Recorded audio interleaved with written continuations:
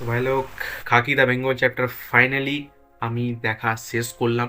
আর আমি জানি আমি লেট, বাট এই Khakee the Bengal chapter total 7টা এপিসোড আছে। ইয়েস, অ্যান্ড প্রতিটা এপিসোডে রান টাইম মিনিমাম 40 থেকে 45 মিনিট আর ম্যাক্সিমাম 1 ঘন্টা, যে কারণে একটু সময় লাগলোই। আর আমি আস্তে আস্তেই দেখছিলাম পুরো মস্তি করে। বাট এই সিরিজটা আমাকে ফুল মস্তি দিতে পারলো কি না, আর সিরিজের ভালো দিক খারাপ দিক সেটা নিয়ে আজকের এই ভিডিওতে আমরা কথা বলবো। তো খাকি দ্য বেঙ্গল চ্যাপ্টারের যদি গল্প নিয়ে আমি হালকাভাবে কথা বলি, মানে স্টোরি নিয়ে হালকাভাবে কথা বলি উইথাউট স্পয়লার, তাহলে এখানে কলকাতার ওপরই কিন্তু পুরো গল্পটা। কলকাতার ভেতর যেসব বদমাইশ গ্যাংস্টাররা আছে, যাদেরকে পলিটিশিয়ানরা ঠিক এইভাবে তুলে রেখেছে কোলেতে, ঠিক আছে, যাদেরকে কেউ টাচ করতে পারে না, তাদেরকে সাফ করার জন্যই কলকাতায় একটা ক্লিন কপকে নিয়োগ করা হয়। অ্যান্ড কে আর সে কীভাবে এইসব বদমাইশ গ্যাংস্টারদের বাজিয়ে দিল, সেটা জানতে গেলে তোমাকে ডেফিনেটলি এই খাকি দ্য বেঙ্গল চ্যাপ্টারটা দেখতে হবে। তো খাকি দ্য বেঙ্গল চ্যাপ্টার যদি আমি পজিটিভ দিক নিয়ে কথা বলি, তাহলে আমি ফার্স্টেই বলবো এর সিনেমাটোগ্রাফি, যে হাই লেভেল এটা শ্যুট করেছে। অ্যান্ড এর ভেতর সেই ভিন্টেজ নীরাজ পান্ডের টাচটা আমরা দেখতে পাচ্ছি। ইয়েস, অ্যান্ড এর ভেতর টোটাল 7টা এপিসোড আছে, আর প্রতিটা এপিসোডের ইন্ট্রো মারাত্মক। তুমি স্কিপ করতে পারবে না ভাই, আমি গ্যারান্টি দিয়ে বলতে পারি তুমি স্কিপ করতে পারবে না। বিকজ এটা টোটাল এক और रंग भी देखिए बंगाल का এই গানটাকে, যেভাবে এর ভেতরকার লিরিক্স, হ্যাঁ লিরিক্সের ভেতর যেভাবে কলকাতার বৈচিত্র্যটা তুলে উঠেছে, হাওড়া ব্রিজ আছে, পরমহংস দেব আছে, সুভাষচন্দ্র বোস আছে, সত্যজিৎ রে আছে, যেভাবে তুলে ধরেছে এই টোটাল ইন্ট্রোর ভেতর, তুমি ইন্ট্রোগুলো একেবারে স্কিপ করতে পারবে না। ইভেন আমার ফেভারিট হয়ে গেছে যখন ইন্ট্রোগুলো আসে শুরুতে, আমি তো সেটা পুরোটা দেখি, প্রতিটা এপিসোড আমি দেখেছি। অ্যান্ড ইন্ট্রোগুলো জাস্ট মারাত্মক লেভেলের ছিল। মানে সোজা ভাষায় যদি আমি বোঝাই, তাহলে খাকি দ্য বেঙ্গল চ্যাপ্টার অডিয়েন্সের সাথে ফার্স্ট এপিসোড থেকে যে গ্রিপটা করে, সেটা তুমি চাইলেও ছাড়াতে পারবে না।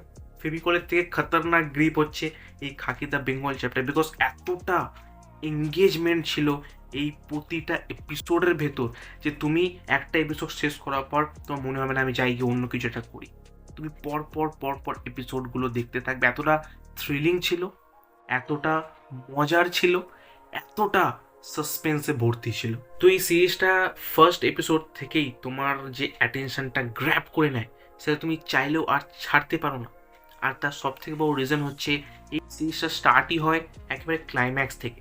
তারপর আমাদের ধীরে ধীরে ধীরে ধীরে এর ব্যাক স্টোরিটা দেখানো হয়, ক্যারেক্টারদের সাথে ইন্ট্রোডাকশন করানো হয়, দুটো ক্যারেক্টারের মাঝের বন্ডিংটা দেখানো হয়। অ্যান্ড এর রাইটিং এতটা সুন্দর ছিল যে এটা কোনো জায়গাতেই বোর ফিল করে না। এটা একটা পলিটিক্যাল থ্রিলার সিরিজ বলতে পারো, বাট এর ভেতর পলিটিক্যাল অ্যাঙ্গেল আছে, লিডার্সরা আছে, বাট তারপরও এর রাইটিং এতটা ভালো যে এই সিরিজটা কোনো এপিসোডই বোরিং নয়। আর এই সিরিজের আসল মজা স্টার্ট হয় এর ফোর্থ এপিসোডের পর থেকে, বা ফোর্থ এপিসোড থেকেও তুমি বলতে পারো। কারণ তারপরে এই সিরিজের ভেতর জাস্ট তাণ্ডব হয়েছে, যেভাবে মেকার্সরা একটার পর একটা পর্দা সরায় আর আমাদের দিকে একটা এরকম করে টুইস্ট ছুঁড়ে মারে।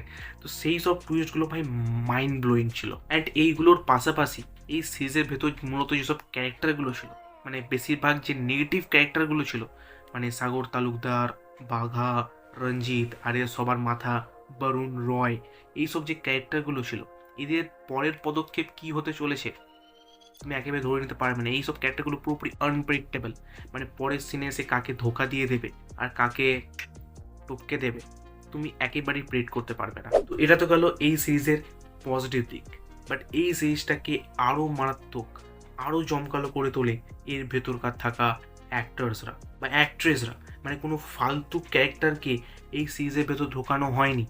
প্রতিটা ক্যারেক্টারের সমান ইম্পর্টেন্স আছে এই গল্পের ভেতর। সেটা তুমি চীনা নিয়ে নাও, সেটা তুমি যে কোনো সাইড ক্যারেক্টার নিয়ে নাও না কেন, প্রতিটা ক্যারেক্টারের ইম্পর্টেন্স আছে এই সিরিজের ভেতর। ইভেন তাদের একটা ইমোশনাল দিক দেখানো হয়েছে, তাদের একটা মোটিভ দেখানো হয়েছে, ইভেন তারা এটা কিছুর জন্য করছে তার রিজন দেখানো হয়েছে। তো অ্যাক্টারদের যখন কথা বলছি, তখন তো তাদের পারফরমেন্সের কথা বলতেই হবে।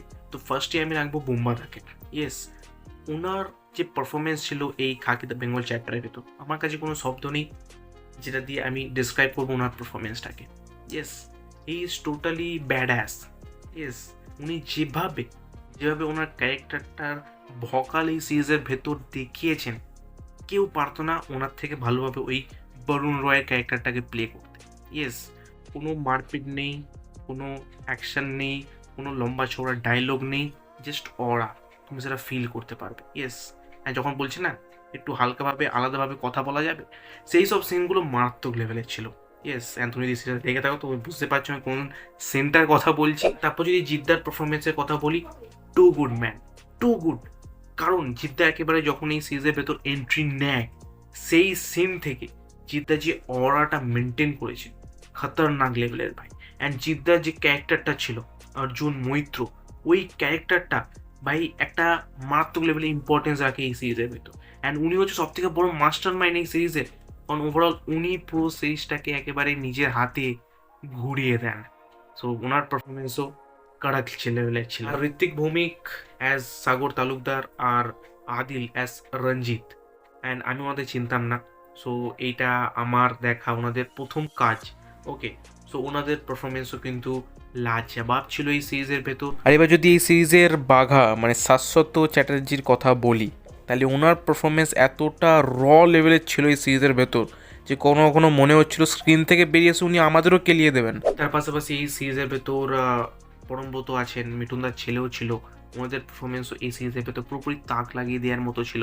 অ্যান্ড তার পাশাপাশি যেসব ফিমেল ক্যারেক্টার্সগুলো ছিল, চিত্রাঙ্গদা আছেন, আরও অনেক ফিমেল ক্যারেক্টার্স আছে এই সিরিজের ভেতর, ওনাদের পারফরমেন্সও ইভেন এই সিরিজের ভেতর মারাত্মক ছিল, যে কারণে ওভারঅল এই সিরিজটা পুরোপুরি পয়সা বসে। এবার যদি এই সিরিজের ভেতর নেগেটিভ দিক নিয়ে কথা বলি, তাহলে এই সিরিজের ভেতর কোনো নেগেটিভ দিকই আমি খুঁজে পাইনি। কারণ নেটফ্লিক্সের একটা বেস্ট সিরিজের মধ্যে কাউন্ট হবে এই খাকি দ্য বেঙ্গল চ্যাপ্টার এই সিরিজটা। ইয়েস, অ্যান্ড তোমার ডেফিনেটলি অন্তত একবার দেখা উচিত এই খাকি দ্য বেঙ্গল চ্যাপ্টার এই সিরিজটা। পুরোপুরি মারাত্মক লেভেলে হয়েছে। ইয়েস, পুরোপুরি পয়সা वसूल হয়েছে। অ্যান্ড যে কারণে আমি খাকি দ্য বেঙ্গল চ্যাপ্টারটাকে 4.5 স্টার্স দেবো আউট অফ 5। আমার ভাই প্রচণ্ড মজা লেগেছে এই সিরিজটা দেখতে। তুমি চাইলে সেকেন্ডবারও দেখতে পারো। ইয়েস, এতটা মারাত্মক লেভেলের সিরিজ হয়েছে এই খাকি দ্য বেঙ্গল চ্যাপ্টার, আমার প্রচণ্ড ভালো লেগেছে। আর তুমি যদি ইতিমধ্যেই খাকি দ্য বেঙ্গল চ্যাপ্টার দেখে থাকো, তুমি তোমার ওপিনিয়ন অফকোর্স কমেন্টে জানাতে পারো। বাকি এটা তো গেল খাকি দ্য বেঙ্গল চ্যাপ্টার, একটা থ্রিলার সিরিজ। বাট আমি একটা থ্রিলার মুভি নিয়েও কথা বলেছি। ইয়েস, তুমি চাইলে গিয়ে আমার সেই রিভিউটাকে চেক আউট করতে পারো। তোমার সাথে দেখা হবে ঠিক সেই ভিডিওতে। So by.